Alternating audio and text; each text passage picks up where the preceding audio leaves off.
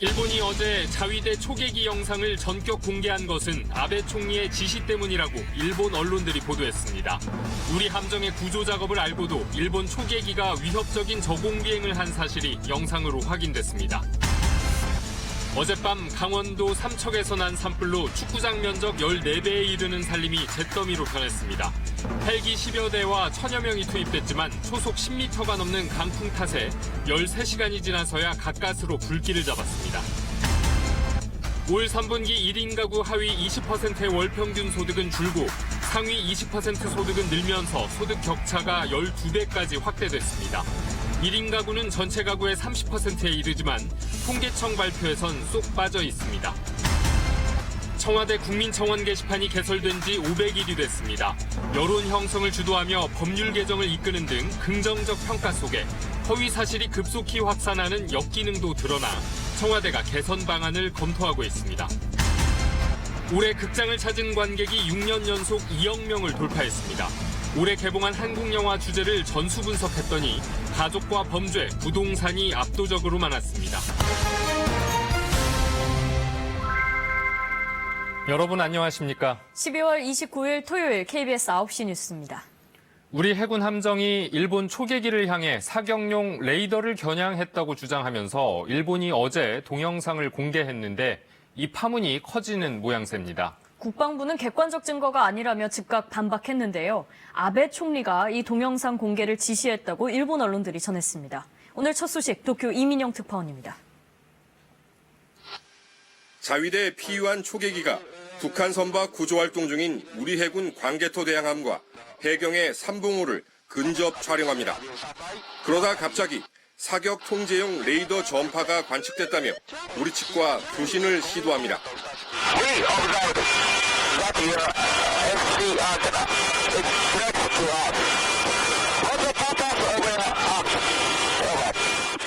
일본은 자위대원의 음성뿐인 이 동영상을 어제 전격 공개했습니다. 한일이 실무 협의를 갖고 해결 방안을 모색하기로 한 바로 다음 날입니다.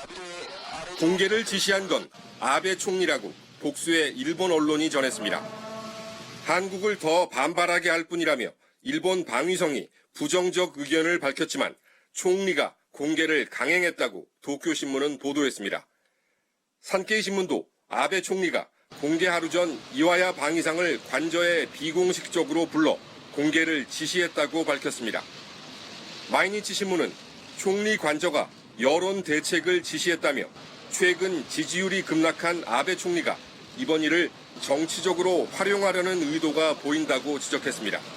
国民の皆様に自衛隊がしっかりと国際法規あるいは国際取り決めにのっとって適切に活動していたということをぜひご理解いただきたい。 우리 측 요구는 사격 레이더 조준 여부를 가릴 수 있는 핵심 증거인 주파수 데이터를 공개하라는 것. 이에 대해서는 자위대 초계기 성능과 관련한 군사 기밀이라 공개할 수 없다라고 방위성 간부가 말했다고 지지통신이 전했습니다. 도쿄에서 KBS 뉴스 이민영입니다. 일본이 공개한 이 영상을 보면 일본 초계기는 우리 함정들이 북한 어선을 구조하던 것을 인식하고서도 함정 주변을 계속해서 저공 비행했습니다. 이런 위협적인 비행도 이례적인데 일본 초계기는 스스로 해상 자위대가 아니라 일본 해군으로 지칭하기도 했습니다. 어떤 의도였을까요? 이어서 정세배 기자입니다. 일본 해상자위대 초계기는 북한 어선을 구조하고 있는 우리 해경 함정을 육안으로 분명하게 식별했습니다.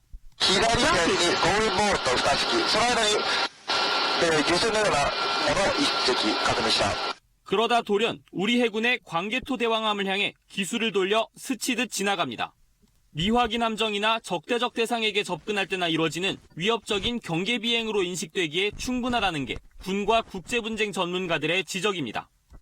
구조작업 중이라는 게 확연히 드러났는데도 촬영은 집요하게 계속됐습니다. 関越島대왕の海東深の240度からこのまま回り込んでネクスト関越島대왕の右舷の方を撮影していく。 확인 결과 일본 초계기는 광개토 대왕함 상공을 팔자 모양으로 회전하며 거리 500m, 고도 150m까지 근접 비행했습니다. 군 관계자는 과거 미국과 영국은 러시아 군용기가 자국 군함 1km 근처로 지나갔을 때도 강하게 항의했을 만큼 이는 매우 위협적이고 이례적인 행동이라고 설명했습니다. 더 이상한 것은 우리 측 레이더에 조준당하고 있다면서도 기술을 돌리거나 거리를 벌리지 않고 그대로 진행 방향으로 나아갔단 겁니다. 위협을 느꼈다는 일본 측의 설명과는 앞뒤가 맞지 않는 부분입니다. 또 일본 초계기는 스스로를 해상자위대가 아닌 일본 해군으로 지칭했는데 군은 이 역시 매우 이례적인 일로 분명한 의도가 있다고 보고 있습니다. 결국은 자위대를 군대로 만들겠다는 의지의 강력한 표출이고 정권 차원에서의 의지이기도 하고 아베 총리의 강력한 의지이기도 하고. 아베 총리가 지지율이 떨어질 때마다 혐한 감정 조성과 한국 때리기에 나선다는 분석이 제기되는 가운데 한일 관계가 악화일로인 상황에서 벌어진 이번 사태의 파장이 어디까지 이어질지 주목됩니다. KBS 뉴스 정세배입니다. 어젯밤 강원도 삼척에서 난 산불이 13시간여 만에 가까스로 진화됐습니다. 근처 가정집에서 난 불이 강풍을 타고 옮겨 붙은 건데 축구장 크기 14배에 맞먹는 산림이 잿더미가 됐습니다. 박하얀 기자가 보도합니다. 시뻘건 불길이 산등성이를 따라 활활 타오릅니다. 불은 초속 10m 안팎의 강풍을 타고 빠르게 번져나갑니다. 산불 진화대와 소방대원이 긴급 투입됐지만 접근조차 쉽지 않았습니다. 어젯밤 강원도 삼척에서 난 산불은 날이 밝을 때까지 잡히지 않았습니다. 이른 아침부터 헬기 10여 대가 집중 투입돼 쉴 새 없이 물을 뿌렸고 천여 명이 진화에 동참했습니다. 하지만 헬기 물탱크가 얼 정도로 매서운 추위와 칼바람이 몰아쳤습니다. 이번 산불은 바람이 강한 야간 시간대에 산세가 험하고 접근이 힘든 지역에서 발생해 진화에 한계를 보였습니다. 쉴 새 없이 타오르던 불길은 오전 9시가 넘어서야 수그러들었습니다. 발생 13시간 만이었습니다. 이번 불로 10만 제곱미터, 축구장 14개 크기의 산림이 잿더미가 됐습니다. 불은 근처 가정집의 아궁이에서 시작돼 산으로 옮겨 붙은 것으로 추정됩니다. 불 좀 넣었어요. 그런데 또 산책 좀 멀리 있다가 좀 더 내려왔다고 온다고 했더니 넣어서 불 나거지. 산림당국은 혹시나 다시 불이 나지 않을까 촉각을 곤두세우고 있습니다. 진화 병력들이 남아서 밤새껏 뒷불 감시를 하고 다시 재발생하지 않도록 그렇게 지금 노력을 하고 있습니다. 서해안을 제외한 전국 대부분 지역에 건조특보가 내려지는 등 산림이 바짝 메말라 있어 추가 산불 피해도 우려되고 있습니다. KBS 뉴스 박하연입니다. 새 및 한파로 연일 맹추위가 계속되고 있습니다. 기온이 영하 10도 안팎으로 떨어지면서 한강도 얼어붙었고 수도 계량기 동파 사고도 이어지고 있습니다. 천효정 기자입니다. 26일부터 이어진 한파로 한강이 가장자리부터 꽁꽁 얼어붙었습니다. 둔치 덤불에 주렁주렁 매달린 고드름은 한겨울임을 실감케 합니다. 강풍까지 불면서 한낮에도 체감온도가 영하 10도까지 내려갔습니다. 모자에 마스크, 귀마개까지. 거리로 나온 시민들은 추위를 막아보려 온몸을 꽁꽁 싸맸습니다. 하지만 거센 바람을 이겨내기에는 역부족입니다. 히트텍 2개랑 안에 쫄티 하나, 모콜라 이거 입고 양털 입고 이거 패딩까지 입고 나왔는데도 너무 추워요. 강추위에도 휴일을 맞은 시민들은 주변 스케이트장을 찾아 겨울을 즐깁니다. 추울까 옷도 여며주고 넘어질까 연인의 손을 꼭 잡고 빙판 위를 지칩니다. 양손을 힘차게 젓는 아이들은 웃음이 넘칩니다. 제대로 된 난방시설이 없는 쪽방촌의 겨울은 더욱 춥습니다. 두세 겹 옷을 껴입고 전기장판에 의지해보지만 방 안의 냉기는 쉽게 가시지 않습니다. 보일러 장치라든가 그런 것들이 없다 보니 온수가 없으니까 이제 말 그대로 찬물에다가 이제 씻어야 된다는 그런 문제하고. 찬바람이 들이닥치는 복도식 아파트. 곳곳에선 수도 계량기 동파 사고가 이어졌습니다. 동파를 막아보려 안에 헌옷가지를 넣었지만 소용이 없습니다. 어제 오후부터 오늘 오후까지 서울에서만 600건이 넘는 동파 신고가 접수됐습니다. 기상청은 영하 10도를 밑도는 이번 추위가 내일까지 이어질 것으로 내다보고 한파 피해 예방을 당부했습니다. KBS 뉴스 천유정입니다. 통계청이 발표하는 소득 분배 상황이 갈수록 악화되고 있는데 이 조사엔 전체 가구의 30%에 이르는 1인 가구는 빠져 있습니다. 그래서 1인 가구의 소득을 따로 분석해서 지표에 포함했더니 소득 불평등은 더 심각해지는 것으로 나타났습니다. 김수연 기자가 취재했습니다. 신사 갖고 왔습니다. 홀로 추운 겨울을 버티는 팔순의 할아버지. 구청에서 주는 도시락 없인 삼시세끼를 해결하기 힘듭니다. 2년 전 다리를 다친 뒤론 소일거리도 못 나가고 있습니다. 다리 다치고 나서는 일을 못하죠. 사시사철 부족하죠. 점심 식사가 지어오지 않는다 그러면. 그래도 저한테는 큰 도움이 돼요. 올해 3분기 황할아버지처럼 혼자 사는 가구만 따로 떼 소득을 분석해봤더니 하위 20%에 속하는 계층의 한 달 평균 소득은 1년 전보다 줄어 36만 6천 원에 그쳤습니다. 그나마 소득의 90% 가까이는 정부나 주변으로부터 도움받은 겁니다. 특히 세금 등을 빼고 당장 쓸 수 있는 돈은 이 계층에서 가장 크게 줄어 24만 원 정도, 하루에 8천 원 꼴입니다. 돈 벌 사람은 한 명뿐인데 고령화까지 심각하다 보니 일자리 사정이 나빠지면 더 크게 영향을 받는 겁니다. 반면 상위 20%의 소득은 늘어 쓸 수 있는 돈이 하위 20%의 12배에 달합니다. 통계청이 내놓은 소득 분배 지표보다 훨씬 나쁜데 통계청은 과거와 연속성이 떨어진다는 이유로 2인 이상 가구의 조사 결과만 공표하기 때문입니다. 결국 전체 가구의 30%에 달하는 1인 가구를 포함하면 소득 분배는 더 악화된다는 얘기입니다. 근로 취약계층이라고 이야기를 하는데 이런 분들이 상대적으로 바닥 경기가 좋지 않음에 따라서 그 영향을 먼저 받게 된다. 통계청은 내년 말까지 소득 지표에 1인 가구를 포함할지를 결정할 예정이라고 밝혔습니다. KBS 뉴스 김수연입니다. 청와대 홈페이지에 국민청원이 개설된 지 딱 500일이 됐습니다. 오늘 낮 3시 기준으로 36만 9,622건의 청원이 접수됐네요. 하루 평균 700여 건 꼴입니다. 청원 주제는 분류가 어려울 정도로 다양했습니다. 올 한 해 국민청원은 주요한 뉴스 메이커였습니다. 윤창호법, 김성수 사건처럼 국민청원 게시판에서 불이 붙으면 그 이슈가 여론을 주도하는 양상이 반복됐습니다. 국민청원 500일. 국민들은 몇 점 정도를 주고 있을까요? 먼저 김지숙, 강병수 기자가 차례로 전해드립니다. 18년째 운영 중인 한난의 유기견 보호소. 올 4월 관할구청이 폐쇄 명령을 내렸습니다. 시끄럽다는 민원에 사육시설 허가도 없다는 이유였습니다. 강아지들 한 50마리 정도 같이 신청을 하고 있어요. 이전을 못하면은 애들 다 안락하지. 폐쇄를 막아달라는 국민청원에 동의가 22만을 넘자 환경부가 응답했습니다. 보호시설의 경우에는 가축분뇨법상 분뇨 배출시설에 해당되지 않는다라고 해석을 했습니다. 한난의 보호소에 대한 사용중지 명령은 지자체에서 곧 취소할 것으로 보입니다. 기적이 일어나기를 바랬지. 그런데 진짜 일어났을 때 사람들 힘이 그래 그렇게 좋은 줄 몰랐지. 국민청원이 법을 바꾸기도 했습니다. 20만 명 이상이 동의한 청원 가운데 3분의 1가량은 법을 바꿔달라는 요구였습니다. 음주운전 처벌을 강화하는 윤창호법이 대표적입니다. 윤창호 씨 친구들은 10월 2일 국민청원을 내 2달여 만에 법안이 국회를 통과했습니다. 저희만 생각한 게 아니라 많은 사람들이 문제를 깨닫고 있었구나. 그걸 여실하게 보여준 일이라고 생각하고요. 불법 촬영물 등 여성 대상 범죄에 대한 청원 5건은 100만 명 넘는 동의를 받았고 여론의 압박은 경찰 수사로 이어졌습니다.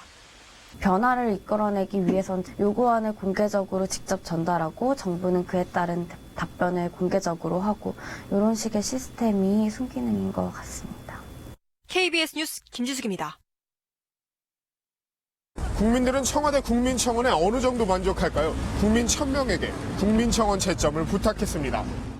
응답자 10명 중 4명은 윤창호 사건의 가해자 엄벌 청원이 가장 기억에 남는다고 답했습니다. 다음으로는 강서 PC방 살인 사건 엄벌 청원, 난민허가 폐지 청원 등을 꼽았습니다. 청와대 국민청원이 사회문제 해결에 도움이 되는가? 그렇다가 64.2%로 그렇지 않다의 2배였습니다. 장점이 더 많다는 응답도 절반을 넘었습니다. 다만 역기능이 우려된다는 의견도 적지 않았습니다. 개선 방안으로는 글쓰기 요건을 강화하자는 의견이 가장 많았고 특정 집단에 대한 혐오는 비공개하자는 제안이 다음이었습니다. 이번 조사는 전국 만 19세 이상 남녀 1,068명을 대상으로 진행했으며 표본 오차는 95% 신뢰 수준의 플러스 마이너스 3.0%포인트입니다. KBS 뉴스 강병수입니다. 설문 결과에서도 보셨듯이 국민청원의 역기능도 분명 있습니다. 최소한의 확인도 안 거친 허위 사실이나 혐오성 글이 급속도로 퍼지는 창구 역할을 하기도 했는데요. 박민철 기자가 문제점을 분석해봤습니다. 이수역 술집 폭행 사건. 도화선은 청와대 국민청원 게시판이었습니다. 지난달 14일 오후 남성 5명이 여성 2명을 무차별 폭행했고 경찰 대처도 미흡했다는 글이 게시됩니다. 당일 자정까지 청원 내용을 인용한 기사가 179건 쏟아졌습니다. 이 가운데 70%가 경찰이나 상대 측에 대한 최소한의 사실 확인도 없었습니다. 일주일 동안 관련 기사는 2,000건을 넘겼고 한동안 포털 사이트 조회수 상위권을 지켰습니다. 경찰 수사 결과 실상은 양측의 쌍방 폭행이었고 초동 대처도 문제가 없었습니다. 미확인 폭로가 무분별하게 확대된 사례입니다. 평창올림픽 국가대표 김보름, 박지우 선수. 두 선수가 동료인 노선영 선수를 버리고 앞서갔다며 국가대표 자격을 박탈해달라는 청원에 61만여 명이 동의했습니다. 결국 문화체육관광부가 특별감사까지 벌였지만 사실 무근이었습니다. 김보름 선수는 정신과 치료를 받는 등 선수 생명까지 위협받았습니다. 스케이트를 다시 탈 수 없다는 그런 압박감이 너무 컸었는데 저를 위해서 응원해주시고 저한테 힘이 돼주시는 분들이 많으셨기 때문에 검증되지 않은 주장이 확산된다는 점 외에 문제는 더 있습니다. 지난 2월 초중고등학교 페미니즘 교육 의무화 청원이 21만여 명의 동의를 받았습니다. 하지만 일부 참여자가 중복 투표하는 등 동의수를 조작한 사실이 밝혀졌습니다. 혐오 정서가 국민청원으로 포장되기도 합니다. 성소수자와 난민을 공격하고 방탄소년단, 수지 등 연예인을 마녀 사냥하기도 했습니다. 지금처럼 모든 것들이 다 올라와서 많은 갈등을 일으키는 것보다는 청원 사이트에 올릴 수 있는 사안을 제한하는 게 어떨까? 청와대 국민청원 제도가 시행되고 1년 동안 명예훼손 등 문제 소지가 있어 삭제된 게시물은 7만 5천여 건입니다. KBS 뉴스 박민철입니다. 이렇게 청와대 국민청원에 대한 문제점들이 거론되자 청와대도 재정비에 나섰습니다. 제도의 취지를 되도록 훼손하지 않는 선에서 해법을 찾겠다는 건데 국민청원이 어떤 식으로 달라질 수 있을지 유호윤 기자가 취재했습니다. 청와대 개편 작업의 핵심은 청원 요건을 강화해 허위 사실이나 혐오 표현을 담은 청원의 노출을 사전에 막는 데 있습니다. 이를 위해 일정한 요건을 갖춘 청원만 게시판에 공개하는 방식이 검토되고 있습니다. 지금은 청와대 국민청원 게시판에 청원을 올리면 이렇게 곧바로 게시판에 노출됩니다. 하지만 앞으로는 좀 달라질 수 있습니다. 사전에 일정한 숫자의 동의를 받아야 청원 내용이 게시판에 공개되는 겁니다. 청원을 올리면 동의를 받는 웹페이지가 생성되고 해당 링크를 주변 사람이나 다른 게시판에 올려 참여 동의를 받아내는 방식이 거론됩니다. 청와대 청원제도의 모델격인 미국 백악관의 위더피플 역시 이런 방식으로 150명의 동의를 얻은 청원만 일반에 공개됩니다. 청와대는 아울러 입법과 사법에 관한 사항 등 권한 밖의 청원에 대한 대응 방안도 마련 중에 있습니다. 국회의원 급여와 수당은 국회의원 수당 등에 관한 법률, 국회의원 수당 등에 관한 규칙에 따라 결정이 됩니다. 네. 정부가 관여할 수 없는 입법부의 권한입니다. 3권 분립 원칙에 따라 입법부와 사법부에 대한 청원은 답변이 어렵다는 안내 문구를 넣는 방안 등이 검토되고 있는 것으로 알려졌습니다. 순기능을 보완하면서요, 국민들의 목소리, 언론과 전문가들의 지적 겸허하게 듣고 종합적으로 검토해서 내년 초에 개편을 진행하겠습니다. 다만 청원 요건을 강화할수록 시민의 참여도가 떨어지고 사회적 소수자의 청원 기회가 제한될 수 있다는 우려도 나옵니다. KBS 뉴스 유호윤입니다. 2018년이 이제 이틀 남짓 남았습니다. 올 한해 개봉한 한국 영화들이 어떤 주제를 다뤘는지를 키워드를 뽑아서 분석해봤더니 우리 사회의 단면을 그대로 확인할 수 있었습니다. 영화에 비친 2018년은 어땠는지 영화평론가 송영국 기자가 전합니다. 그 사건은 누군가에 의해 은폐되었습니다. 올해 최다 관객 작품 영락 대왕님께 마지막으로 묻겠습니다. 기회를 주십시오. 한국 영화 흥행 2위 20살 청년을 그 경찰 2명이 따랑 제압했다고? 관객 집계 3위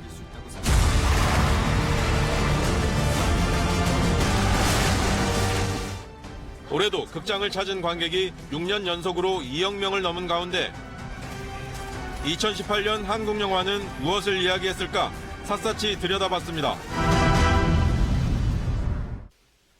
올해 개봉한 한국 영화 가운데 관객 10,000명 이상 본 작품들입니다. 모두 78편입니다. KBS가 이 영화들을 전수 분석했습니다. 주제와 소재 등을 감안해 작품마다 5개씩의 키워드를 선정했습니다. 가장 많은 영화에 등장한 키워드는 가족과 범죄로 나타났습니다. 각각 16편의 영화에 주된 요소로 등장해 전통적으로 충무로가 즐겨찾기 해온 소재였음을 확인할 수 있습니다. 그 다음으로 많이 등장한 키워드 모두 11편에 등장한 부동산입니다. 아파트 시세, 청년 주거 문제 등 올 한 해 우리를 욕망하게 하거나 위기로 내몬 부동산 문제가 스크린에 옮겨졌음을 알 수 있습니다. 세 번째 키워드는 실화입니다. 6월항쟁, IMF 사태 등 모두 10편의 실화 소재 영화가 선보였고요. 흥행도 성공한 경우가 많았습니다. 이렇게 집계한 올해 한국 영화 10대 키워드는 이렇습니다. 꼽아놓고 보니 우리의 자화상이 드러납니다. 한 발 더 들어가 살펴보면 여기에 많은 영화들이 지금 이곳을 사는 우리들의 아픔을 말하고 있음을 확인할 수 있습니다. 이 아파트는 올 들어 가격이 수억 원 올랐습니다. 공시가격은 시세의 절반도 안 됩니다. 현실은 영화에 동기를 부여하고 영화는 2018년의 현실을 말했습니다. 저 집 뺄게요. 그동안 월세는 주고 가야지. 사람이 죽었는데 신고를 하지 말자니. 아이고 뭐 아파트값 떨어지면 어떡할 건데. 올해도 한국인의 마음을 옥죄는 아파트값, 전월세, 그리고 재개발. 다큐멘터리가 보여준 상처, 조사 결과 옳았음이 확인됐습니다. 조기 진압을 목표로 해서 안전이 희생된 사건이다라고 판단합니다. 극영화도 함께 아파했습니다. 이 밖에 대출과 빈곤도 여러 차례 영화 소재로 등장해 시대의 아픔을 반영했습니다. 실화 소재 영화가 많았던 이유도 다르지 않습니다. 책상을 탁 치니 하고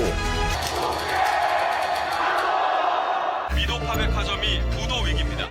아픈 역사를 돌아보며 현실을 반추하고 폭력에 맞서기도 했습니다. 한이 안 풀린다. 조현병 환자의 망상범죄란 판결이 있었지만 숨진 건 결국 여성이란 이유입니다. 여성의 시선으로 본 폭력과 범죄가 본격적으로 스크린에 들어오기도 했습니다. 현실 이슈와의 접점이 가장 폭넓었던 대목입니다.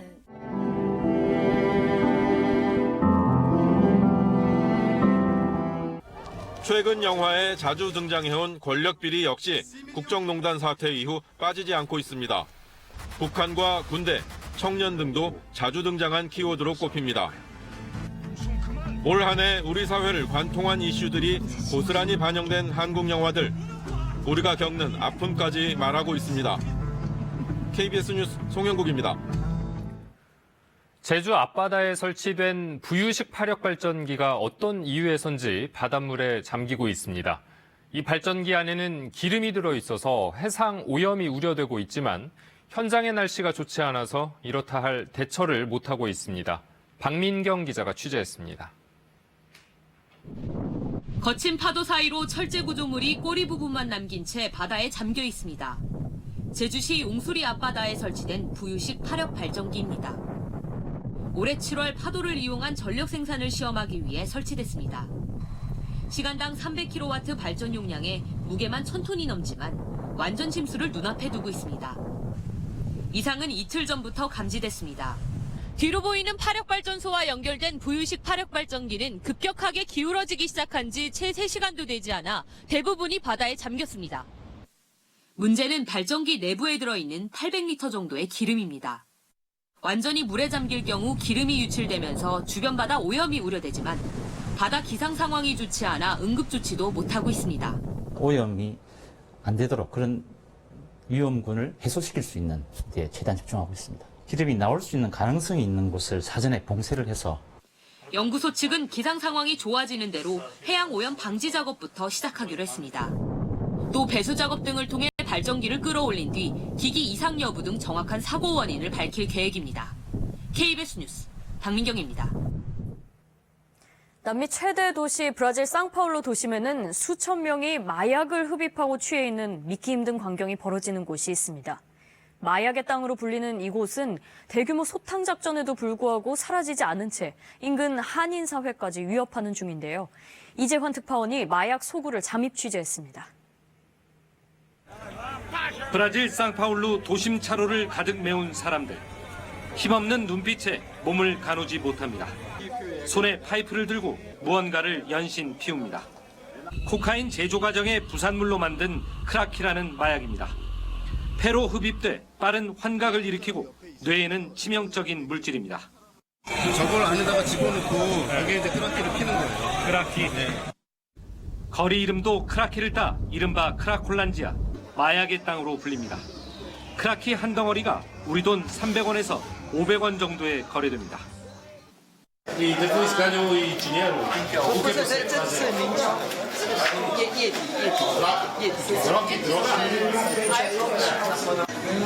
현재 이곳 크라콜란지에 머물고 있는 마약 중독자는 2천여 명, 한때 6천여 명에서 줄어든 수치입니다.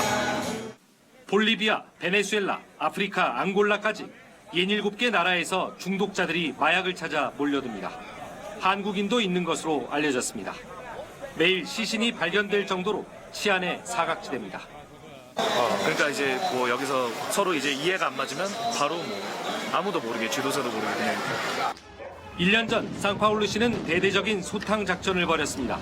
하지만 중독자들은 다시 모여들었습니다. Porque os trens chegavam e paravam nessa região. Os ônibus chegavam e paravam nessa região. 인근 상파울루의 최대 문화 공간은 마약 중독자들 때문에 접근이 어려워 애물단지가 됐고 직선거리로 100m 정도 떨어진 한인 밀집 상가도 늘 범죄 위협에 노출돼 있습니다. 상파울루에서 KBS 뉴스 이재환입니다.